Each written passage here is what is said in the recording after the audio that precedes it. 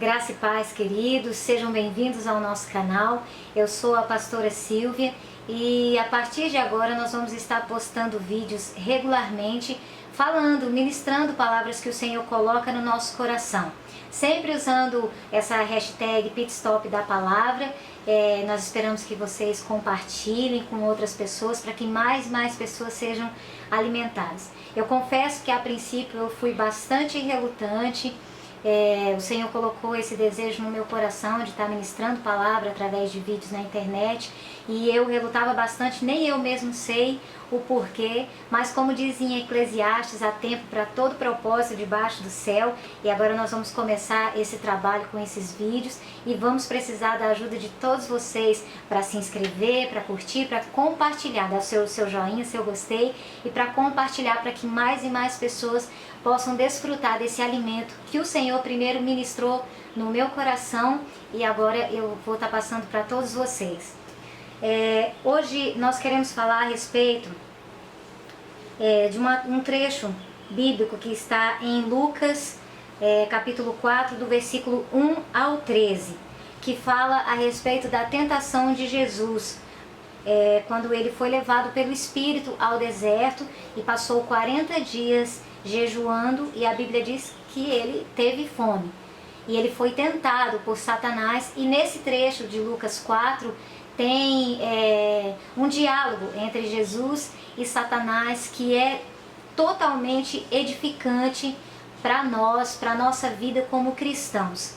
A primeira coisa que eu aprendo com esse texto é que o Jesus que foi tentado é o Jesus 100% homem, porque a Bíblia também é muito clara em dizer que Deus não pode ser tentado. Ou seja, nós sabemos que Jesus é 100% Deus e se fez 100% homem quando esteve entre nós aqui na terra. No entanto, o Jesus que foi tentado foi esse Jesus 100% homem, tanto que a Bíblia deixa bem claro que ele teve fome, e a primeira tentação diz respeito justamente a essa necessidade que o Jesus 100% homem estava tendo, que era a necessidade que ele tinha naquele momento, que ele sentiu fome. Outra coisa que eu aprendo com isso, queridos, é que nenhum de nós está livre de ser tentado por Satanás. O que eu vejo muito nas igrejas são pessoas que não querem admitir que elas correm o risco de ser tentadas. Para algumas pessoas, isso é motivo até de ofensa. Se você for exortar, se você for falar alguma coisa, não, mas eu tô firme com Jesus, não, isso aí nem me balança, isso aí não me atinge não, porque eu tô firme com Jesus. Queridos, não existe ninguém que seja super crente. Ora, se Satanás teve a ousadia de tentar ao próprio Jesus, porque ele não iria fazer isso com a gente, né? Então não importa se você tem 30 anos de caminhada com Deus, se você tem 5, se você tem 50, importa é que você e eu somos seres humanos, nós somos passíveis de erro.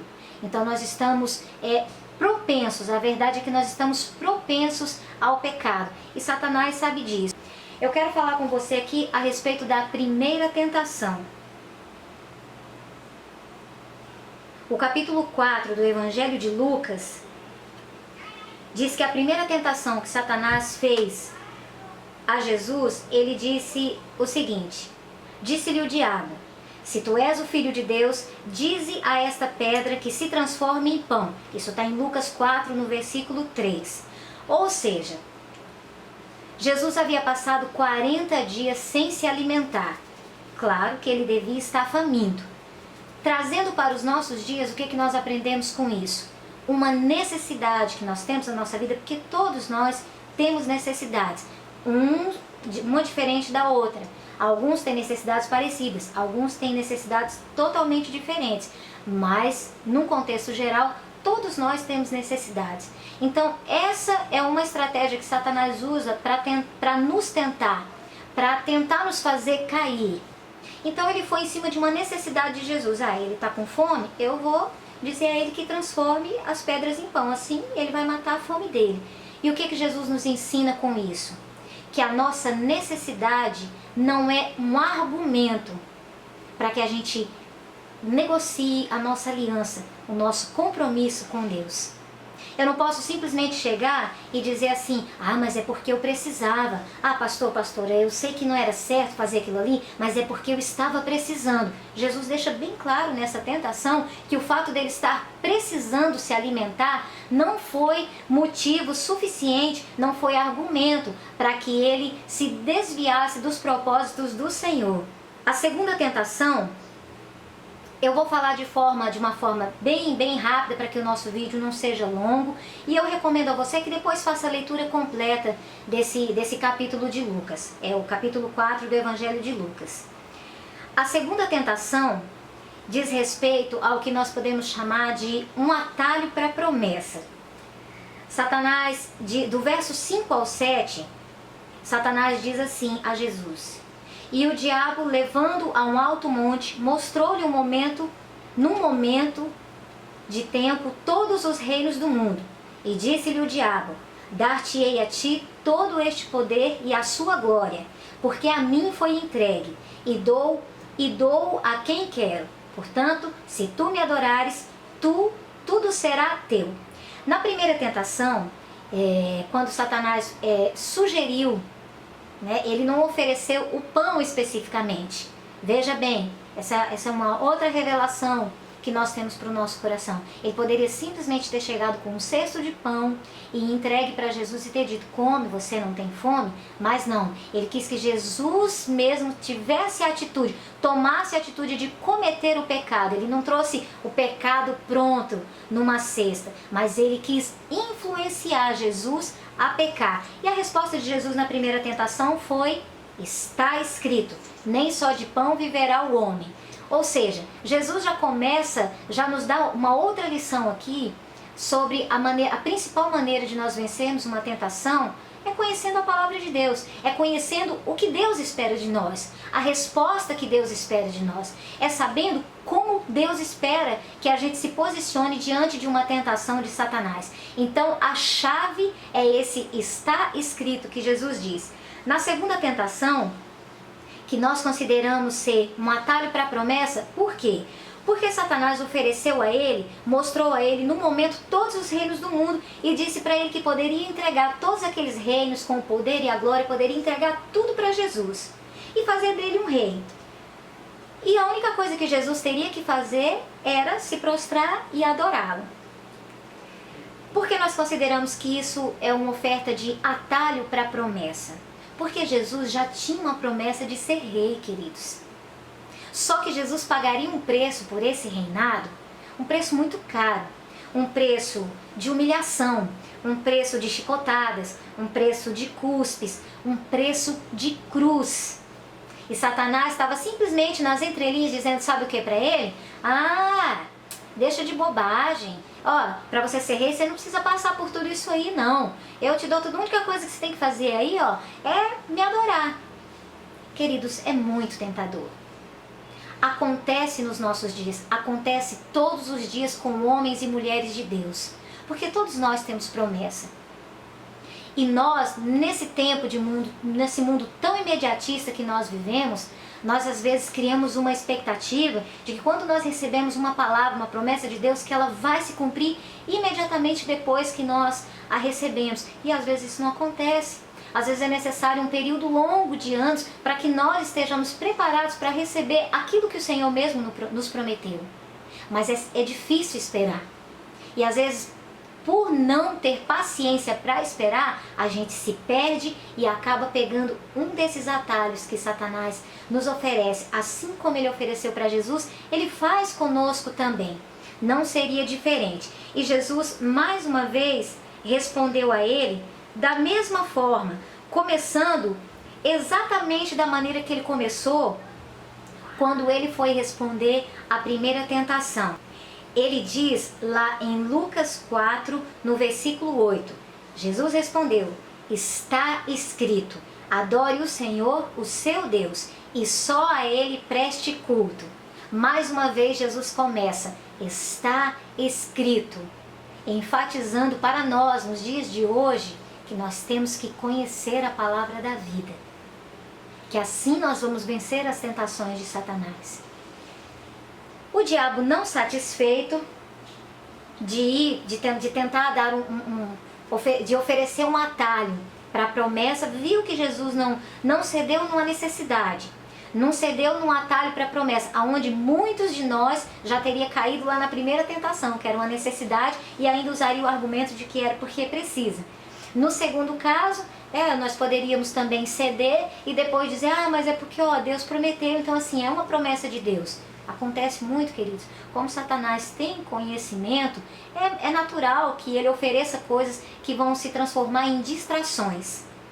A princípio vai parecer que está colaborando para que a promessa se cumpra, mas lá na frente você vê que você se desviou completamente do caminho, porque era um atalho. Mas ao contrário de exercer a função que um atalho deve oferecer, de se chegar mais rápido a um certo destino, na realidade é um atalho que te afasta, não só da promessa, mas consequentemente de Deus. Queridos, nós não precisamos de atalho para as promessas de Deus nas nossas vidas, porque elas têm tempo determinado para acontecerem. Amém? Na terceira tentação, Satanás mudou um pouco a estratégia. O versículo 9 diz assim, o diabo levou a Jerusalém, colocou-o na parte mais alta do templo e lhe disse, se és o Filho de Deus, joga-te daqui para baixo, pois está escrito. Veja bem o que diz no versículo 10, pois está escrito. Quem que diz o está escrito agora? O próprio diabo. Aí ele diz assim, ele dará ordens a seus anjos a seu respeito para o guardarem com as mãos, eles o segurarão, para que você não tropece em alguma pedra. Antes de nós lermos aqui o que Jesus respondeu, eu quero chamar a sua atenção para esse versículo 10. Satanás mudou a estratégia dele. Eu não estou conseguindo só com as ofertas, então eu preciso, já que ele dá tanto valor para o que está escrito na palavra, eu vou ter que usar alguma coisa da palavra para tentar convencê-lo. E é onde ele diz, está escrito, e cita um trecho da Bíblia. Muitas vezes, queridos, na nossa caminhada cristã, nós podemos nos deparar com situações e pessoas que pegam um trecho bíblico e falam com tanta eloquência que nós simplesmente acreditamos. No nosso desejo de antecipar as coisas, de ver as coisas acontecendo, nós acabamos dando crédito simplesmente porque a pessoa citou um trecho bíblico. Mas pastor, quando é que eu vou saber quando provém de Deus, quando não provém? Querido, intimidade. Se você tem um relacionamento íntimo com Deus e com a sua palavra, você vai ter discernimento de espírito. Você vai saber quando uma oferta provém do Senhor e quando uma oferta é uma tentação de Satanás tentando te desviar do caminho, tentando te separar de Deus. Então, ainda que Satanás, numa tentação, ele cite um trecho bíblico para tentar te convencer, você, assim como Jesus, vai estar convicto na sua resposta. Jesus disse, dito está. Não põe à prova o Senhor, o seu Deus. Uma coisa que me chama muita atenção nesse trecho aqui também, é que Jesus, sendo 100% homem, no momento em que Satanás desafiou ele a pular, ele poderia ter se envaidecido, porque ele era homem. Ele poderia ter se envaidecido e ter pensado assim, quer saber? Eu vou pular mesmo. Eu vou mostrar para esse camarada aí que o meu Deus é grande, que o meu Deus é forte, que ele me protege, que ele cuida de mim, que eu vou pular e não vai acontecer nada comigo. Fala a verdade, querido. Quantas vezes nós não nos pegamos nesses pensamentos? Nós não nos traímos em pensamento dessa forma. Porque existe uma luta da carne contra o espírito, conforme é dito em Romanos. Quantas vezes? Mas Jesus, mais uma vez, deu testemunho da sua fidelidade com Deus e com a sua palavra. E ele ainda mudou um pouco o texto. Eu gosto de brincar quando eu estou ministrando essa palavra nas igrejas, que ele vinha dizendo, na primeira e na segunda tentação, ele vinha dizendo, está escrito, está escrito. Aí quando Satanás copiou o texto dele e disse também, está escrito, aí ele disse, não, eu vou mudar aqui agora. E ele disse, dito está. E disse mais uma vez aquilo que agradaria ao Senhor. Ele mais uma vez se posicionou de maneira a ser agradável a Deus. Ou seja, nessas três tentações, nesse capítulo 4 do Evangelho de Lucas, o exemplo que Jesus nos dá aqui é que nós podemos, queridos, vencer as tentações. Nós podemos ser agradáveis ao Senhor na nossa postura diante das ofertas que nós recebemos, diariamente para nos desviarmos do caminho. Jesus deu um exemplo aqui, deu testemunho de como é ser agradável a Deus, de como é renunciar aos nossos próprios interesses, enquanto carne, enquanto 100% homem, para honrar o nosso compromisso, a nossa aliança com Deus. Para encerrar o nosso vídeo de hoje, a nossa mensagem de hoje, lá no versículo 13, diz assim: tendo terminado todas essas tentações, o diabo o deixou até a ocasião oportuna.